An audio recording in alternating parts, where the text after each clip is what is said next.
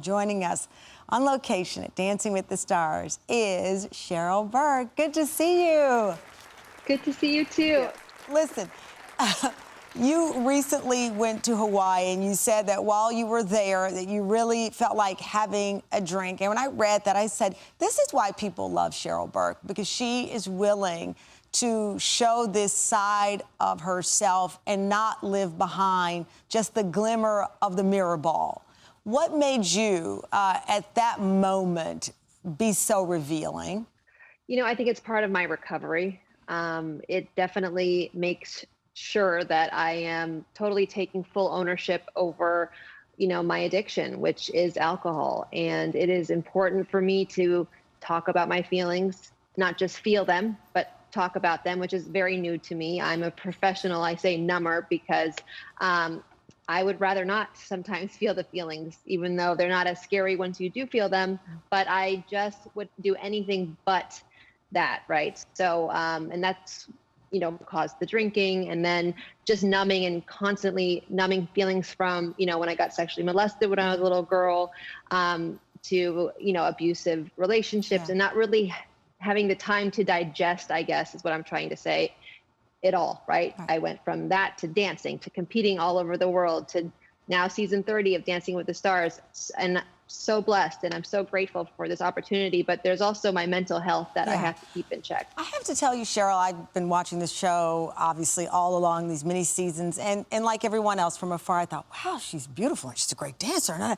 And then I remember the headline where you first reveal that you were a survivor of sexual abuse, and I thought, whoa, wait a minute, she's not just, quote unquote, a dancer or a star on this show. She's bigger than that.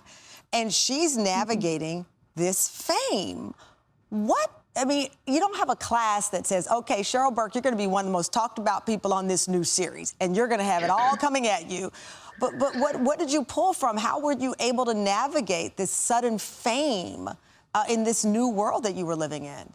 I don't think I'll ever really be navigating it or say that, okay, now I get it all.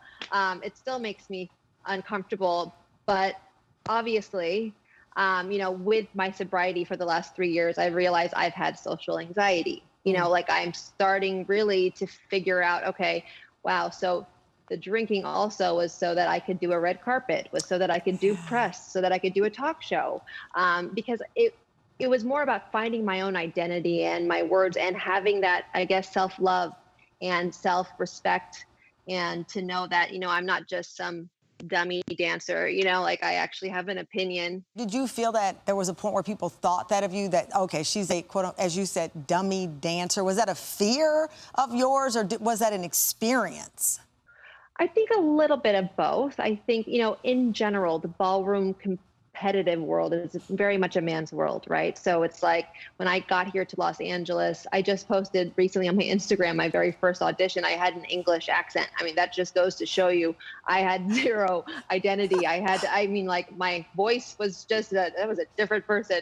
But I have to say, thanks to the show, obviously it trained me. It was like on camera training. I mean, I couldn't even say a soundbite, Tamron, on camera without freaking out. So this is all, the last, how long have I been on now? 16 years, has been a huge transformation, and in a positive way.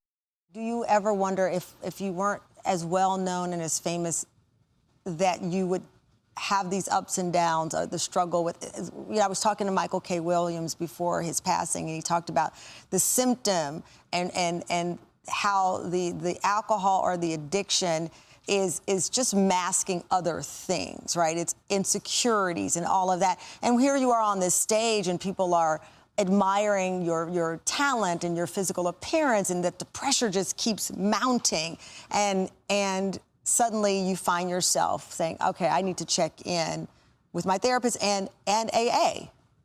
I think it's because of this show and the stresses that come with it, right? Like, it's one thing to compete, and then it's one thing to do so and be judged on television and do so for 24 seasons. Yeah. And I've always said, it's not the physicality, right? It's my mental state. Yeah. And I have to, if I'm not good here, I can't. I actually cannot even leave my home. You know, it gets like pretty dark. And so it's like, I have to constantly service myself. and my own intelligence, because whether that's meditating or whatever that is. But it's also, I've come to the point now, I'm 37 years old, and it's like, okay, I'm starting to see like, okay, what's the next chapter? As much as I'm so grateful, as I've said, for the show and being a part of it, there's a mental capacity to the show where you're just like, oh gosh, does this define me? Like, is the validity that important when I really need to find it within? Are you thinking about the end? I mean, is this going to be the last season? Are you thinking about your what's next? And even though you love, and you've made it quite clear, you love the experience. It has been phenomenal for you. But as you point out, at 37, are you now lining up the thoughts in your head about what's next or moving on? As a dancer, especially as a woman, our career, it doesn't last very long. The fact that I'm 37 and still sambaing out there and shimmying is pretty unheard of. But again, I'm not in the competitive level anymore. But still, I also have to understand that I have arthritis in my body, like the pounding and pounding and pounding. And also, I have to think about, do I want a family? And obviously I do. Then I have to think about, okay, it's not just me now, it's me and my husband. Right. And what do we want for our future?